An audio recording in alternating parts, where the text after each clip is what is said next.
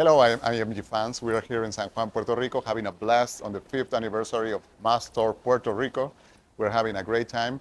And now we're touching on a very important and interesting topic, the marketing from a law firm point of view. So we are here with Maria Hayashi and Raquel Alvarez from Napoli Law Firm, and having a pleasure to have you here with our IMG's followers. Maria, please. Hi, my name is Raquel Alvarez. I'm a campaign manager at Napoli Shkolnik. Today we have here Maria Hayashi, marketing director at Napoli Shkolnik. and we're doing a short interview for IMG here at Mass Torts Puerto Rico. So we'll be talking specifically about Mass Tort advertising. Maria, what is the way that we build a Mass Tort campaign? First of all, it's usually collaborative, right? So between the two of us, we always think about what the campaign, who is the target audience, right? Who are we trying to reach? And what's the best way to reach this audience? Is it in a traditional method, right? Is it something that we could say TV, radio might reach these individuals? Is it something that we have to really saturate an area? Do we want to consider a mailer like we've done in some instances? Or do we have to go more of a digital route? Would you agree with that? I do agree. And I think something that we sometimes have to differentiate on how we advertise is if a campaign is more geographic specific, such as like toxic exposure, or if it's a mass tort based on product, which is a little more complicated because it's more of a national scale. There's rarely like geographic density. So those are two different campaign types. So Maria, how do you say that we balance speed versus quality when we're trying to get a bunch of leads at the onset of a campaign? So I think one of the things we have to determine sometimes too is, are we coming up against any filing deadlines, for example? Are we looking for volume? What is our criteria? Are we very strict, right? So are we saying we only want a top tier injury? We have to really say to ourselves, okay, that's going to make a smaller candidate pool. So we want to get this on the market, but we also know we're going to get a smaller amount of prospective clients that come in. And then, we also have other teams that get involved in this. So like for our intake department, for example, which I know you work very closely with. If you wanted to just talk a little bit how you work with them with criteria and how we make sure that our process is followed. So it's very important before we launch advertising to really truly prep our intake department. We want to make sure you can advertise as much as you want, but you can really lose that conversion if your intake isn't the way that it should be. So you have to make sure that, like, when someone submits a form or when someone makes a call, they're either called back quickly. When they call into intake knows exactly what they're talking about, that we're able with a dedicated phone number, for example, right? With a dedicated phone number, have the people talk to intake, do a intake questionnaire, and get that retainer out to them quickly. Because if you're waiting too much in attorney review or in the deliberation process, that potential retainer could have gone to another firm already. So it's important to lock that down quickly. But what we're seeing a lot, especially with the onset of AI and a lot of these digital formats, is that media buys have changed. So at the beginning, you can talk a little bit about the mediums that y'all focused on. Right. So what we did is again, as I had mentioned before, we would think about, is it traditional? Do we have to go in person? Do we need to do a town hall, for example? Do we have to have our attorneys present?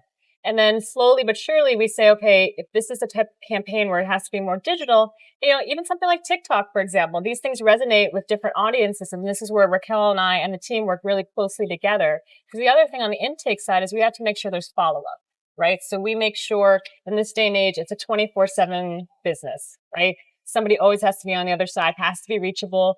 We're also always proud to say that, particularly in our firm, for example, we have multiple native speakers. We find that's equally important, that we can really speak to a community member in their native language with a native speaker. And also for the mediums that we use, so how we disseminate information, depends on the campaign is how we see, where we see the best results. So it also depends on the community. For example, here in Puerto Rico, billboards work very well, whereas in certain areas of the United States, maybe it's more Meta. We've seen Meta bringing great ROI at a very low CPL, as well as Google. Google before was like the main lead generator, and now Meta has lead forms that are driving leads directly to your CRM and are very competitive for like ROI wise. And additionally, but there's still traditional mediums that we still use, such as mailers. When you have a geographic campaign that has like geographic boundaries, you can release a mailer to a small community, saturate the community with media, and get a good return on an investment for a relatively low cost. Right, it's part of a larger comprehensive plan, of course. But I would also say one of the big things that we try to do is make sure we have a very strong call to action. So whether it's on a billboard or you're seeing it in a newspaper, you're hearing it on the radio, or you're being served up an ad, the message remains the same. Because on a billboard, as I'm sure Raquel and everybody else can tell you, you have a very limited amount of space to reach someone. And one of Raquel's campaigns actually just won an award recently, if you'd like to speak to that. Yes, so we have our Accidents Happen, Negligence Shouldn't campaign, and based for medical negligence in New York. It just won an award, a communications award, as well as a creative award. Thank you.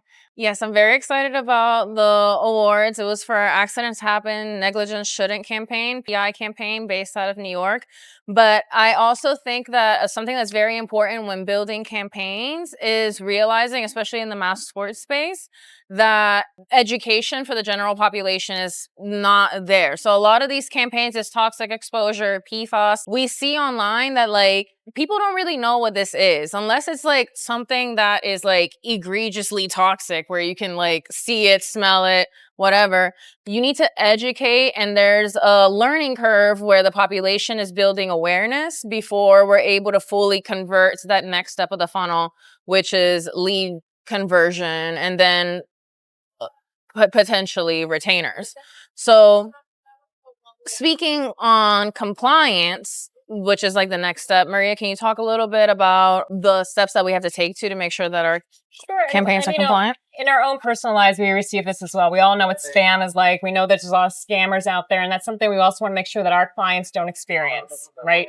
So we want to make sure we're TCPA compliant, for example. We want to make sure we have opt-in, opt-out, and this goes for everything from even newsletters down to phone calls, because we have intake, and we like to think of ourselves as 24/7, but we have to make sure we're always doing that. And each state has different rules and regulations concerning advertising. And so we have to make sure that there are times we might have to even consult with like an ethics professor or an ethics attorney to make sure that we are going by every state rule. One of the things that we make sure to do is always to send in to whatever the board is for the state what the type of advertising that we're doing. Some states you have to do it before, some you can do during, but we have to make sure that we do that. And of course, we keep records of that to make sure that we're always in compliance. The other thing we have to be careful about is licensing. If you want to speak a little bit to how we use imagery in our advertising. Yes, so it's always important that, especially with using AI, again, that is something that is new, and the legality of how we can use it is still like on the It's evolving. It's evolving. So we're evolving with it. But again, we try to kind of stay away from AI mostly at the moment, especially with imagery. And if we do use it, you have to state in your creative at some place that you are using AI, which is one of the reasons we do try to stay away from it when we can, because personally, at least from my creative process, I think it kind of takes away from, if you're seeing an ad and you want to make it a personal touch and you're like, AI generated, it's like, it kind of loses like a little bit of credibility. So we're trying to like still maintain that credibility. So we use AI with like our the different platforms that we use and for targeting and such, but we kind of try to stay away from it from creative until we get a full scope of how we can use it legally and compliantly. It's not a final sort of product, if you will. Yes, correct. And I think that it's still evolving. So eventually I think it's going to have a bigger role in the future. But right now, I think it's important that we use it cautiously and responsibly. But we thank you for sitting with us this afternoon. And again, we were at Mass Torts Puerto Rico, the 5th anniversary. Thank you for having us. Thank you.